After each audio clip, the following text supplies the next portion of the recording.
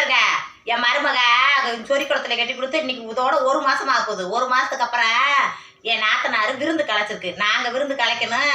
ஆனா உடம்பு முடியலைங்க. என்ன முடியலைன்னு கேட்காதீங்க. ஒரு வாரமா பெட் ரெஸ்ட்லேயே இருந்தேன். அதே பழைய வீடியோக்கெல்லாம் போட்டு விட்டு கிடக்கிற வீடியோக்களை எடுத்து என் மருமக இப்போ வந்திருக்கு. வாங்க உடனே என் மருமக சொல்லிச்சா எங்கள் அத்தை இருந்த அத்தையும் கலகலன்னு இருக்கும் வீடு, அத்தையை கூப்பிடுங்கம்மா அப்படின்ட்டு ஒரே கவலைப்படுதான். எங்கள் நாத்தனா பொண்ணடிச்சு உடனே வாத்தா உன் மருமக உடனேத்தான் பார்க்கணும்ன்ற, நீ இருக்கிற இடம்தான் கலகலன்னு இருக்கும், சிரிப்பு விளையாட்டுமா இருக்குமான்ட்டு வாண்டாண்டாக. சரி உடம்பு இப்போ கொஞ்சம் பரவாயில்ல, தேறி போச்சு. சரி நம்ம மருமகளை பார்த்துட்டு வருவான். சின்ன பிள்ளைகளும் தூக்கி வளர்த்தவா. நான் கல்யாணம் முடிச்ச வரையில 1.5 வயசு அவளுக்கு. அவளை தூக்கி வளர்த்தேன். பெத்தவங்களை விட வளர்த்தவ மேலதான் அதிக பாசம் இருக்கும்.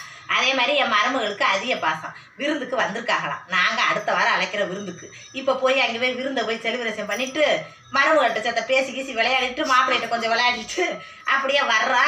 பிடிச்சிருந்தா லைக்கை பண்ணுங்க. நம்ம குடும்பம்னா இப்படித்தான் இருக்கணும். நல்லது கெட்டது எல்லாத்துலேயும் கலந்துக்கிட்டு கலகலன்னு இருக்கணும் வீடு. அப்படி கலகலன்னு வீட்டை வச்சுக்கிட்டாவே நம்ம எங்கேயும் இருக்கணும்னு எதிர்பார்ப்பாங்க. இந்த சவுண்டா பேசுகிறேன்னு நினைக்காதீங்க.